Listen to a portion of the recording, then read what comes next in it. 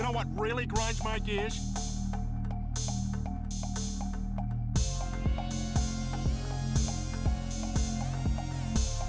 Hello everybody, welcome back to the vlog. Hope you're having a good day. It is May 5th, 2026. This one is a special one. This is a video that's been unreleased that I did 3 years ago, July 14th, 2023. This was a video that I had originally posted and got blocked because of copyright issues. And then I lost it. It was on my external drive that took a crap. It was on my Rogue 2 external drive, and I managed to get I managed to get some hardware to try and recover the external drive, as well as any other drives I have gotten over the years, different hard drives and whatever. And I finally got the thing to allow me to get access to Rogue 2, and I managed to save some files, other files not so much, but one of them I did save was this vlog. I did finish, I did render, put it together, and uploaded it, and it got blocked worldwide. So I tested it, and I uploaded it earlier today, well, yesterday, the 4th, because it's after midnight now. And it blocked it, but only in certain countries. It didn't block it worldwide, including the United States, like it did the first time. So, fingers crossed. We're going to try it again. This is the Prince song review I attempted to do 3 years ago, and I got blocked. So I'm going to try and post it once again for you guys to enjoy. So obviously I look 3 years younger, and of course different setting. It was my old place 2 places ago.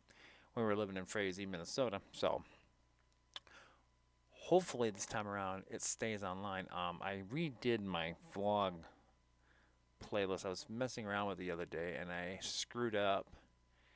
And then it actually added everything ×2. So I deleted it. And then I went to re-add everything back on the vlog playlist, and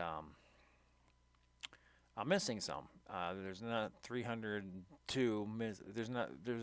We're at 302, and there's only like 290 some listed. So it's either blocked some or some are missing. I don't know what happened to them, but I don't know why. The math isn't mathing.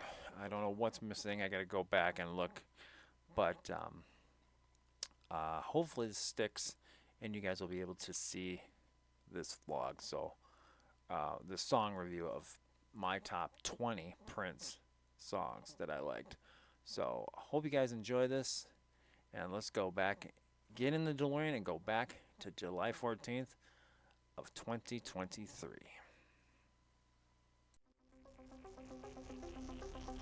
You know what really grinds my gears? Hello and welcome back to the vlog, everybody. Eric M Twins 28 here. Got another song review, and this is an artist I hadn't mentioned before that I was going to do. Thinking about all the artists I like and love and that I've done reviews for, between Michael, Janet, the Jacksons, Aerosmith, Queen, Tina Turner, and Whitney Houston. I thought of this other artist. I'm like, oh yeah, I forgot all about him. It is not Bryan Adams. I'm still working on that one. I was actually getting ready to do that one, and it turned out when I ripped the CD onto my hard drive, some of the songs didn't burn properly, so I had to redo that whole thing. But I thought of another one I'm going to do that I can do, and that is the late, great Prince. I love Prince's music. It's his early stuff up until the mid-'90s. I do not have anything after late 90s into the 2000s up until he passed away. I just wasn't interested in that stuff. He released too much stuff, I thought. The one thing I knock Prince about is I think he watered down his stuff too much. And by that I mean he released way too much stuff. He was always releasing double, triple, quadruple box sets, way too many times. I think he should have just stuck to single albums here and there. So where my complaint about Michael was he didn't release enough stuff, I think Prince released too much stuff. But he still had some good songs. I'll give him credit for that. But I have my top 20 Prince songs. They're in order of how I like. And it took me a while to figure this out because there's so many damn good songs. It's like, I like this one. No, I like this one better than. So, yeah. So, we're going to get right into it. And we're going to start off with a controversial number. But I like it. It's off the Purple Rain album. This is Darling Nikki. She said, how'd you like to waste some time? And I could not resist when I saw little Nikki grind. Oh, yeah. This one was a good song off the 1984 album Purple Rain. The song was not released as a single. It gained wide notoriety for its sexual lyrics, in particular an explicit reference to a female masturbating with a magazine. It was responsible for the creation of the infamous parental advisory sticker. The song tells a story of a sex fiend named Nikki who seduces the singer. In the film Purple Rain, to which the album serves as the soundtrack, the song is directed towards Apollonia, where she decides to work with Prince's character's rival, played by Morris Day. Compared with the slick production of other songs on the album, Darling Nikki was deliberately engineered to have a raw and live feel. Near the end of the song, the music stops into the sound of rain and wind. There is singing, but it is played in reverse. Played forward, the vocals are Prince singing. Hello, how are you? Fine, fine, because I know that the Lord is coming soon. Coming soon. During the Purple Rain tour performance of Darling Nikki, the recording at the end was played forward. This can be heard in the 1985 live video Prince and the Revolution Live. So, yeah, this was a very hot song, not released, even though there is some chart positions of it in 2016. On the U.S. digital sales Billboard charts, it was 26th, and on the U.S. hot rock and alternative songs on the Billboard charts, reached number 9. So, not a bad, a decent song, but because of its indecency, they had to leave it off the album. Or they had to not release it as a single. It was on the album, but not a single. Corvette, released in February 9th of 1983. This is a B-side of his single, All the Critics Love You, in New York. Released in 1983 as the second single from the album 1999. The song was, at that point, Prince's highest charting and his first to reach the top 10 in the U.S., peaking at number 6 on the Billboard Hot 100. It was also his first single to perform better on the pop chart than the R&B chart. Later, it was re-released as a double A side with 1999, peaking at number 2 on the UK singles charts in 1985. Following Prince's death in April of 2016, Little Red Corvette recharted the Billboard Hot 100 at number 29, rising to 20 the following week. Absolutely love the song. The origin of the song, got the idea of the song when he dozed off in a band member's 1964 Pink Mercury Montclair Marauder after an exhausting all-night recording session. The lyrics came to him in bits and pieces during this and other cat naps. Eventually, he was able to finish it without sleeping. Absolutely love the song. One of his more common songs. Chart position-wise, in 1983, I hit number 6 on the Hot 100, number 5 in Canada, 8 in Australia, 12th in New Zealand, 15 on the Hot R&B singles, and 17th on the Billboard mainstream rock tracks. And then it recharted again, of course, in 2016 upon his death. So yeah, it did very well. Not a bad song. So tonight I'm gonna party like it's 1999. I was dreaming when I wrote this. 1999, one of Prince's most popular songs. This was the title track from his 1982 album, 1999. peaked at number 44 on the Hot 100. A mid-1983 re-release later, it reached number 12 in the U.S., while a January 85 re-release, a double side with Little Red Corvette, later peaked at number 2 in the UK. The album version of the song starts with a slower down voice stating, "Don't worry, I won't hurt you. I only want you to have some fun." Prince shares lead vocals on the track with members of his band, The Revolution. Originally conceived to be a 3-part harmony, it was later decided to separate out of the voices that started each verse. Distincting scratching and explosion noises heard in the track were to cover mistakes during recording of a good take.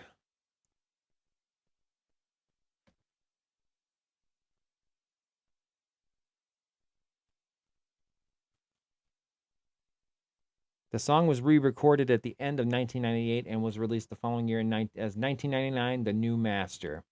It was re-released in the UK and the US in late 1998 to accompany the song's namesake year. It was released on 12-inch vinyl of the same track listings as the original 12 single. The album version, along with How Come You Don't Call Me Anymore and DMSR, a CD single, was also issued of the same track listing, except the edit of 1999 was substituted for the album version. It was also re-released again towards the end of the namesake year. The original version recharted within the top 40 of the U.S. Billboard Hot 100 in December of 98, becoming Prince's last top 40 hit before his death in 2016. Absolutely love it. Great song, great video. Number 1 on the U.S. club dance charts, 4th on the Hot Black singles charts. And that was in 82. In 83, hit number 2 in Australia, number 8 in Belgium, middle of the road everywhere else. So, a very good song. She wore a raspberry beret, built like she was. She had the nerve to Lead single from Prince and the Revolution's 1985 album Around the World in a Day. The sound of the song expanded upon previous Prince arrangements, incorporating stringed instruments, Middle Eastern finger cymbals, and a harmonica in the extended version. The song was also more in the pop vein than before, though the 12-inch single and video of the song features a funky intro. The song tells of a teenage romance and its first sexual experience with a girl who wears a raspberry-colored beret. The extended version was included in the compilation album Ultimate in 2006, while the song hit number 1 in Cashbox and reached number 2 on the Billboard Hot 100 and the U.S. behind A View to a Kill from Duran Duran. That reminds me, getting off topic for me here, Duran Duran, A View to the Kill. That's a theme song from the James Bond franchise, the same name, View to a Kill. I think we're going to do that. I think I'm going to do that for another fan review. My top favorite James Bond theme songs. I think that would be a good one too, because there's a lot of good ones out there. Anyways, back to this one. Chart listings for Raspberry Beret. Number 2 on the Hot 100. Number 3 on the R&B chart.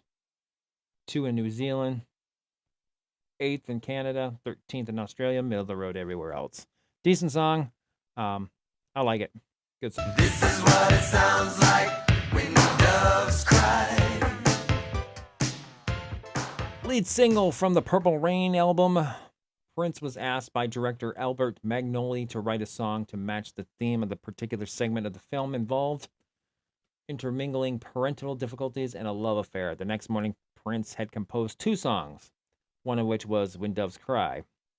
According to Prince's biographer, Pierre Nielsen, the song was inspired by his relationship with Vanity Six member Susan Moonsey. The song debuted at number 1 and appeared in the movie Purple Rain. And I absolutely love this song. Number 1 in Australia, Canada, on 3 separate charts. Wait a minute. Yep.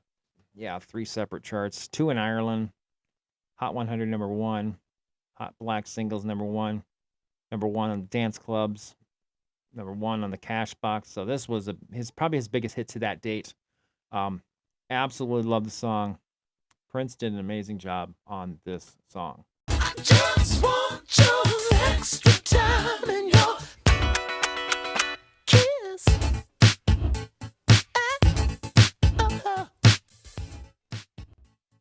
Oh, absolutely love this song. This was the lead single from his album Parade in 1986, released on February 5th, 1986. It was a number one hit worldwide, holding the top spot of the U.S. Billboard Hot 100 for 2 weeks. The single was certified gold in 1986 for shipments of $1 million copies by the RIAA.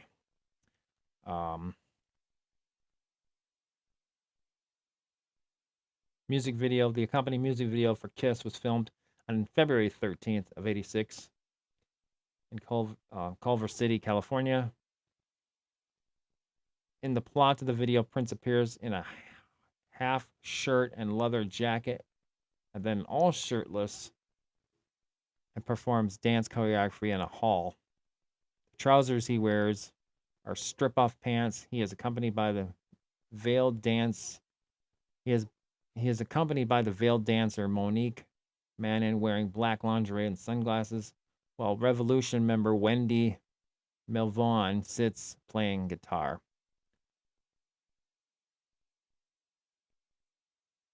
Chart listings, multiple countries, number one, mostly US. Australia, number two. I should take that back. It was number one in the US, but it was top 10 in multiple countries. So it did very well. I'm going down to Alphabet Street. Alphabet Street appearing on his 1988 album Love Sexy. It's the first single from the album, and the album's only top 10 single, reaching the top 10 in both the UK and the United States. Initially written as an acoustic blues song, the song's final version included a rap by Cat Glover, and is full of samples. Alphabet Street generally echoes themes from the rest of Love Sexy.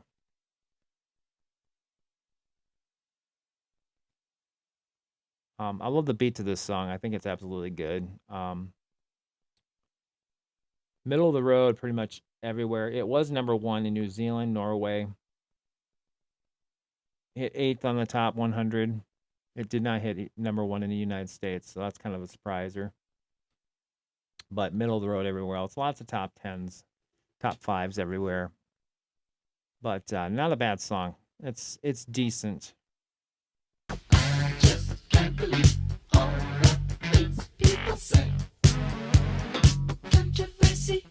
This song is called Controversy. This was the lead single and title track to his 1981 album. The song addresses speculation about Prince at the time, such as his sexuality, gender, religion, and racial background, and how he could not understand the curiosity surrounding him. The song has two main verses, a few choruses, and the title repeated throughout the track. Towards the middle, he recites the Lord's Prayer in full, which fueled the fire for some to say the song was blasphemous. Towards the end of a repeating chant of "People call me rude. I wish we all were nude. I wish there was no black and white. I wish there were no rules."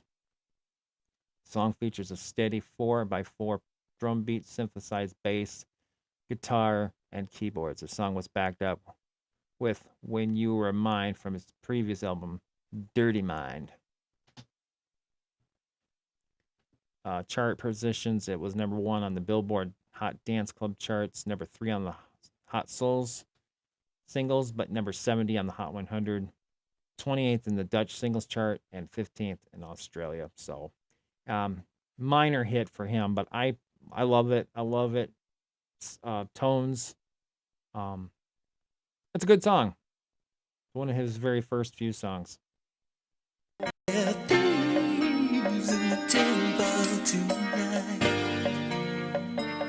Thieves in the Temple from his 1990 soundtrack album Graffiti Bridge, added at the last minute. It was the final song recorded for the album. Thieves topped the US R&B chart and became a number 6 hit in the US, number 7 hit in UK. The single also peaked at number 9 on the dance chart. Track has a unique sound starting quietly with echoed keyboards and vocals before the main section of the song booms in with a pulsating synth bass. Um, the vocals are emotional and accuses the subject of rejecting Prince and lying to him. The temple in the title recalls the ever-present spirituality in many of Prince's songs. The maxi single contains extended lyrics that continue the theme before diverging into more dance-oriented material. Absolutely love the song. One of his better songs. This came out July 17th of 1990. So this was one of his first big songs in the 1990s, and I think he did a masterful job. This is a damn good song. Is being in a gang called the Disciples, high on crack, toting a machine gun. Sign of the Times, the lead single from his 1987 studio album of the same name. Despite being negative in nature, the song was originally intended for two separate Prince studio albums meant to be released in 1986 that were both shelved, Dream Factory and Crystal Ball. Many of the tracks from both of these albums ended up on the album Sign of the Times. Prince performed all vocals and instruments on the song. Times was reportedly written and composed on a Sunday when Prince usually wrote his most introspective songs. Proved to be popular upon release, topping the R&B charts and reaching number 3 on the Hot 100, number 10 on the UK singles charts. In 2010, Rolling Stone magazine ranked it as number 304 on their list of 500 greatest songs. By July of '87, it sold 200,000 copies in the United States. Absolutely love the song. The music video was produced by Jay Flora of Flora Films and supervised at Warner Brother Records by Susan Silverman. The duo picked the director Bill Connersman based on his graphic design background. The text animation is considered one of the earliest instances of a lyric video. Absolutely love the song. I love Prince's production as he got more into the 90s. As we heard with the previous song, Thieves in the Temple. This one, of course, came before that, but I absolutely love this song. Both of them are so damn good, and it only gets better from here on out. You got the look. You got the look. You Got the Look, his duet with Sheena Easton, opens up the second disc of Prince's double album Sign of the Times, became the album's runner-up chart single. Music video was shot with Sheena in Paris, France, and was directed by American music video director David Hogan. Absolutely love the song. Love Sheena. She's got a gorgeous voice. I love her. And she will be in my James Bond song review because she did the lead song for one of the James Bond movies. Absolutely love her voice. Love this song. Did not hit number 1 anywhere. The highest it got was number 2 on the Hot 100, number 3 on the U.S. Cash Box, and then just outside the top 10 everywhere else are middle of the road. It was a minor hit for Prince, but I think it was a good song. I think he did a great job, and Sheena was awesome too. Get up. 23 positions in a one-night stand. This song, it's a little dirty. This is shades of Darling Nikki, but maybe not as out there, but it's close enough. This was released in June of 91 as the lead single from his 13th album, Diamonds and Pearls. The album was his first with his backing band, The New Power Generation. Get Off was a hit on both sides of the Atlantic, reaching number 4 in the United Kingdom. In the U.S., the single went to number 21 on the Hot 100 and number 6 on the Hot R&B Singles Chart.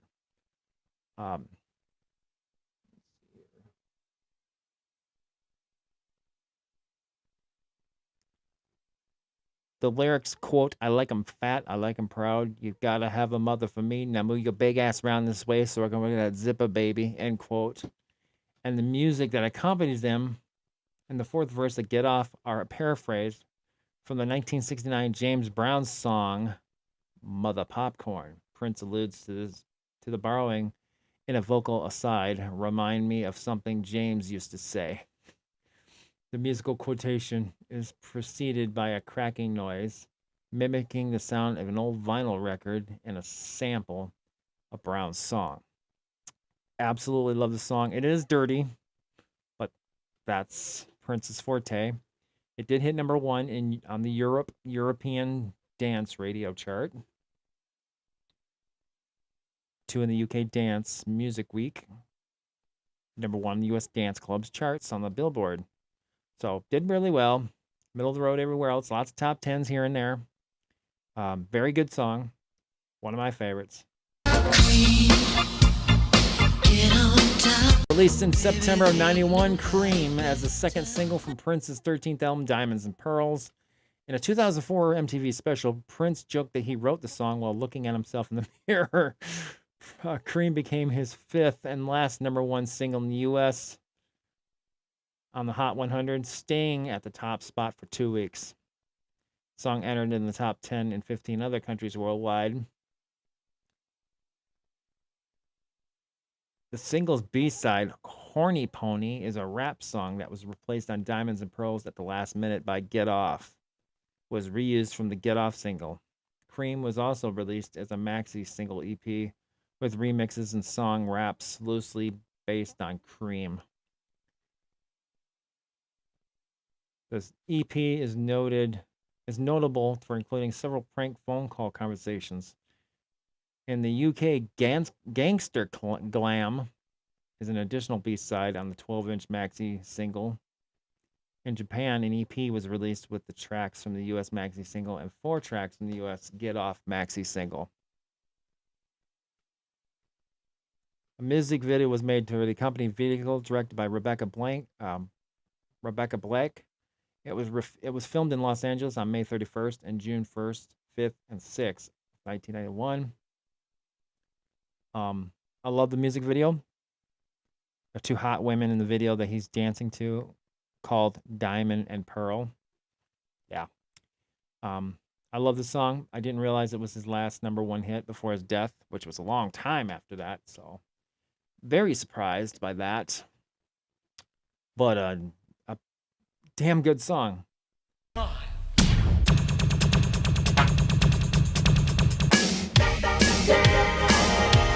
Dance, yes, from the 1989 soundtrack, Batman. What a album, what a song this was, what a movie. Helped by the film's popularity, the song reached number 1 in the U.S., becoming Prince's 4th American number 1 single and his first number 1 hit since Kiss in '86. Bat Dance was a last-minute replacement by a brooding track called Dance with the Devil, which Prince felt was too dark. Initially, although Dance with the Devil remains unreleased, some of the lyrics appear in the album's liner notes. And watching that Batman movie, there's a scene with the Joker in Vicky Vale's apartment, and Bruce is there, Bruce Wayne. And Bruce comes out, and they have a little thing and all this and stuff, and he asks Bruce, "You ever dance with the devil in the pale moonlight?" So, Dance with the Devil, they brought that in the movie, too. Bat Dance is almost 2 songs in one, a chaotic mechanical dance beat that changes gears into a slinky, funky groove before changing back to the song's conclusion, except on the single version in which it emulates the guitar solo before the middle section. They go straight to the mechanic Joker laugh from the end of the movie, and an earlier movie soundbite of Michael Keaton saying "stop." That's when he's standing in front of the Batmobile and he tells it to stop. I absolutely love that song. Prince did some other songs on that album, which are not on my list. Unfortunately, I don't have Party Man. Party Man's a good song. Party Man. So that's an honorable mention.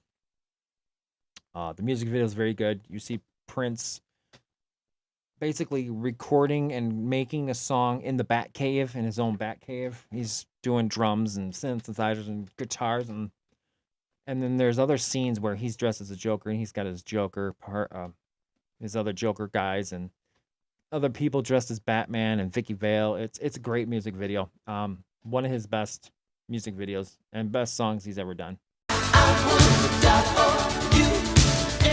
I Would Die for You, the 4th single from Purple Rain, up-tempo song, dance song, was a top 10 hit, the final one from the album. And also the final song showcased in the movie Purple Rain. It's the very last one.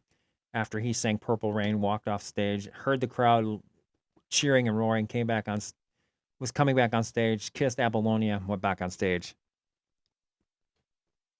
bowed to everybody, hit it, did this song. One of my all-time favorite songs.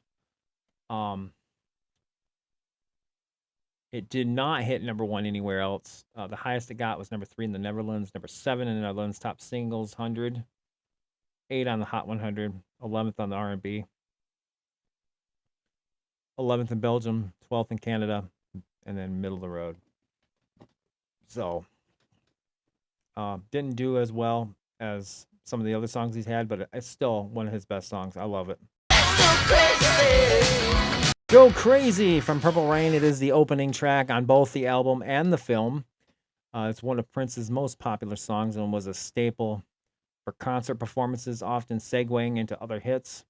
When released as a single, the song became Prince's second number one hit on Billboard Hot 100 and topped the 2 component charts, the R&B hip hop charts and the dance club charts. And after Prince's death, at the U.S. Bank Stadium in Minneapolis, whenever the Vikings score a touchdown, they would play this song, and they still do to this day, as tribute to Prince, because he's from Minnesota, based in Minnesota. Chart-wise, number 1, as I mentioned, on several U.S. Billboard Hot 100 charts and minor charts, 2 in Canada, middle of the road everywhere else. This was a great song, great lead-in. Love the guitar work. He did a masterful job on this one. Could you be the most beautiful girl in the world? Most Beautiful Girl in the World by Prince on his 1994, released in February 24th of 1994. It was on his, released in various forms on the 1994 remixes EP, The Beautiful Experience, and later on his 17th album, The Gold Experience, in 1995. It was his third major release since changing his stage name to an unpronounced love symbol, which was known as the artist formerly known as Prince. With the consent of Prince's usual record distribution, Warner Brother Records, the song was released by MPG Records in North America and the rest of the world, and independently distributed by Bellmark Records in the U.S. under the control and guidance of Music of Life as a one-off single, topping 5 different charts. It also remains Prince's only number 1 single on the UK singles chart and was shortly followed by the release of The Beautiful Experience. That also charted at number 18 in the UK.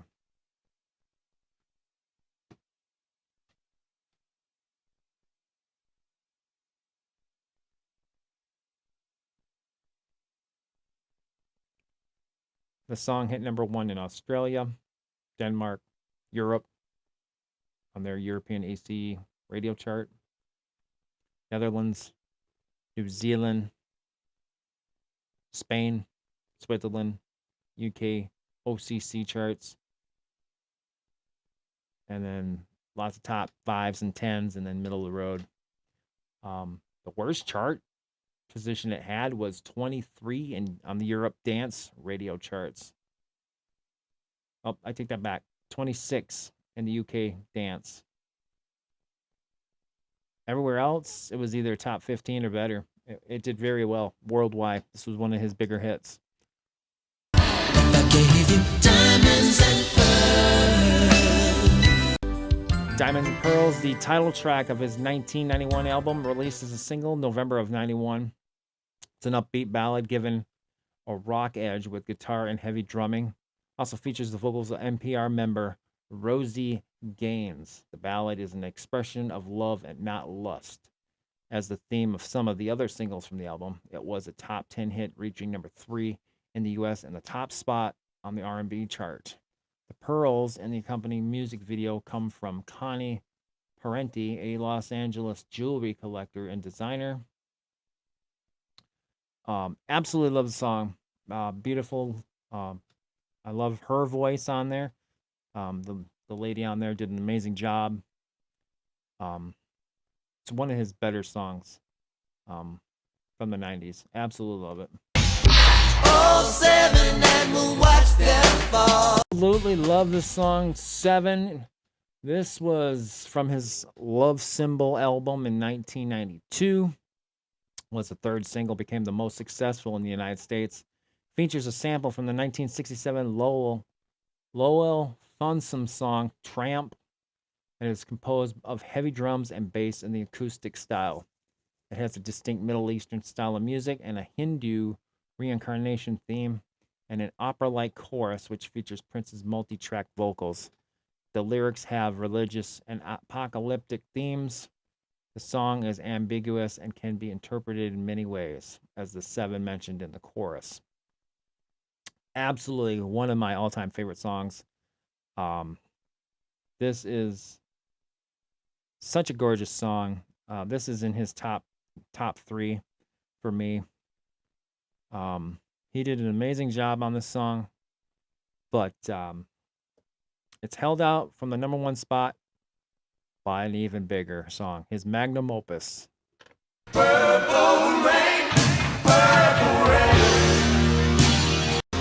Title track from his 1984 movie and album. What a song this is. Anytime you hear it, crank it up. The song is a power ballad that combines rock, R&B, gospel, and orchestra. Purple Rain reached number 2 on the U.S. Billboard Hot 100 and stayed there for 2 weeks, being kicked off the top spot by Wake Me Up Before You Go Go by Wham. It reached the summit in Belgium and the Netherlands. Purple Rain is ranked at number 18 on the Rolling Stone list of 500 greatest songs of all time, and is included in the Rock and Roll Hall of Fame's 500 songs that shaped rock and roll. During his Super Bowl performance in 2007, Prince featured some other songs, and then this was his last song of the set. The event became especially noticeable when actual rain fell on the stage during his performance.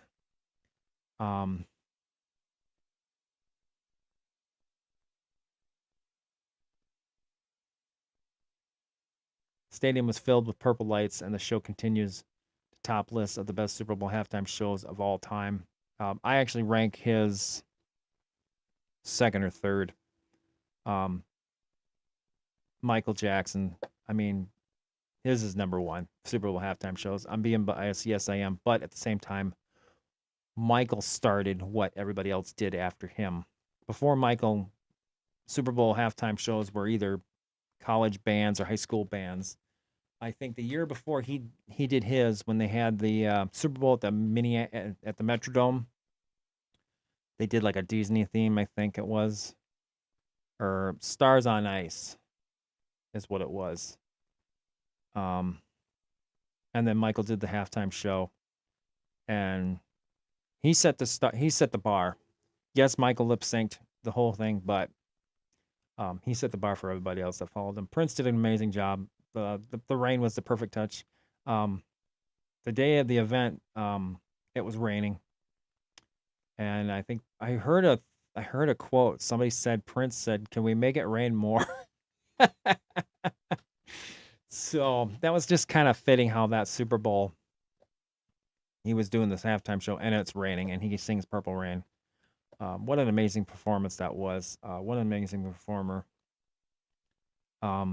Before I wrap this up, look at his collection and his music, there is one moment he did that I am amazed about. It's a song he did not write or record on, but he took part in as a tribute. And it was when, at the Rock and Roll Hall of Fame, they were, after George Harrison of the Beatles passed away, they did a tribute to him at the Rock and Roll Hall of Fame. And they performed When My Guitar Gently Weeps. And it was most notable, Tom Petty was there, Jeff Lynne was there, Steve Winwood, and also George Harrison's son was playing guitar. And Prince came out and did, when they were doing the guitar solos, everybody's doing their own thing. Prince came out and then he just took over and just ripped the shit out of it. Go look that up. When my guitar gently weeps live. Prince just what in a performance, and he just when he was done, he basically did his own mic drop, tossed his guitar up, and somebody caught it, and he just walked off. And you can when he's playing and just getting into it, you can see everybody just looking at him, smiling, and like, yeah, yeah. And even George Harrison's son's just a big smile as he's like, whoa. So, what an amazing talent.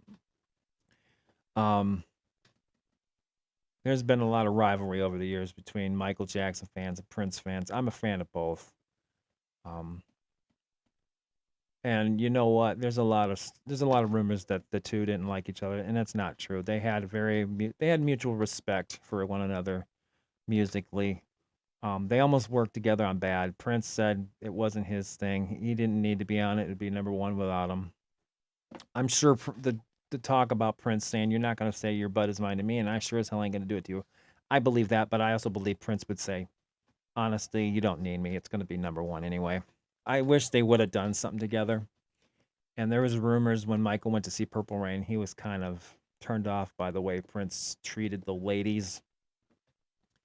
But I know for a fact Prince respected Michael, and I think after his death, he went on TV and stated his, he cleared the air saying he did respect Michael. And it turned out Prince liked the History album. That was one of his favorite albums. He had that in his collection of them. So it's too bad those two didn't get a chance to work together. They had their chances, but never got through to it. But all this beef between the MJ fans and the Prince fans is it's just ridiculous. I'm a fan of both, but Prince was one of the major faces in the 1980s into the 90s. A lot of good songs, a lot of great albums. And sadly, was one of many who passed away in 2016. And he will be missed.